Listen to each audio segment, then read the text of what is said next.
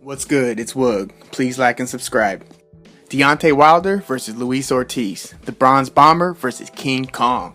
Two undefeated fighters, and Wilder, being one of the two top heavyweights along with Anthony Joshua, is looking to eventually land a super fight with the Brit, who at this point is a much bigger pay-per-view star than Wilder, having beaten the legendary Vladimir Klitschko on a huge stage in Britain. Catapulted him to the big money, so he doesn't have to take the risk versus a fighter as dangerous as Wilder. He can make his money fighting anyone, then can finally get around to fighting Wilder if the demand continues to grow over time, like Canelo and Triple G, or Mayweather versus Pacquiao. But yeah, Wilder wants to fight Anthony Joshua, and much of the boxing world wants it as well. But in the meantime, Wilder's got a tough customer ahead of him. Is it possible that he's overlooking Ortiz with his sights set on bigger fish?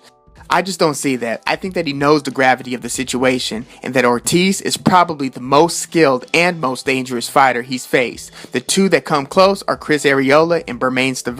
Wilder and Ortiz were supposed to get it on several months ago, but it was called off when Ortiz tested positive for a banned substance, and that suspension was soon overturned, and Ortiz, a repeat offender, was soon allowed to continue fighting, but not before Bermane stepped in versus Wilder as Ortiz's last-minute replacement and got knocked the hell out in the first round.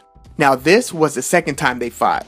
Stiverne is still the only fighter to take Wilder the distance in their first fight, but he'd been very inactive since that first fight, fighting only once in almost 3 years. So he was clearly undertrained for that rematch, and he really paid the price for it.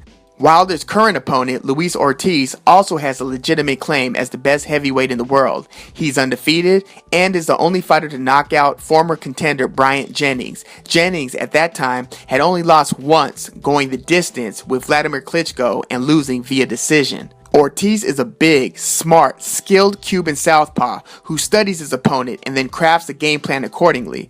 In his fight with Bryant Jennings, he discovered that Jennings was vulnerable to uppercuts while up close, in the pocket, and he executed that perfectly and closed the show in dramatic fashion. He's a big technical boxer with knockout power, and again, he's a lefty.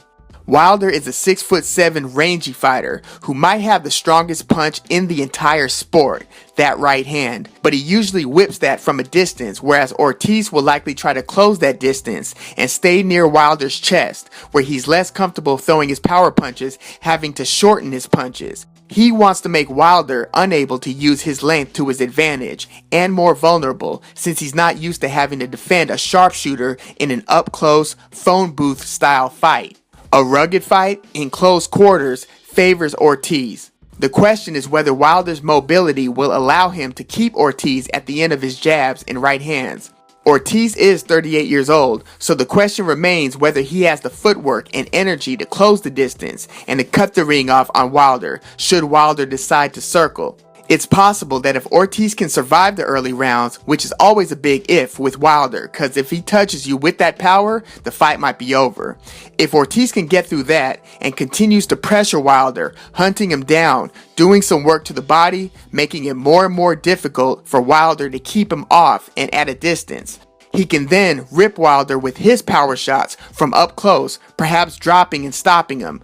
Very possible. Ortiz is built more robustly than Wilder. Wilder's pretty shredded, but he's wiry. Ortiz is built like a slightly overweight tank. It's possible that his chin can absorb stronger punches than Wilder's can. They're both undefeated, but in their toughest moments in the ring, I've actually seen Wilder with shakier legs and a more compromised chin than I've seen in Ortiz. So a knockout going Ortiz's way is not out of the question, especially in the heavyweight division, where one punch could change it all. The problem that I foresee in Ortiz executing that strategy is that Wilder can change the fight at any moment, and if Ortiz has to keep his legs moving to close the distance repeatedly in order to be competitive with Wilder on the judges' scorecards, not wanting to fall too far behind on the cards can cause Ortiz to take chances, leaving himself vulnerable by having to overextend himself and giving Wilder more opportunities to land that big right hand, or a left hook, or even an uppercut of his own.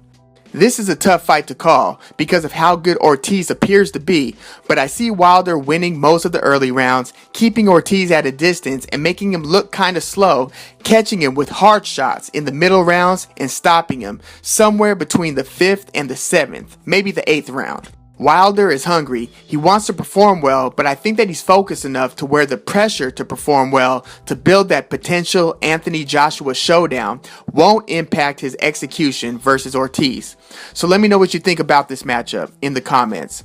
Please like and subscribe. I'm Woog. Thanks for tuning in.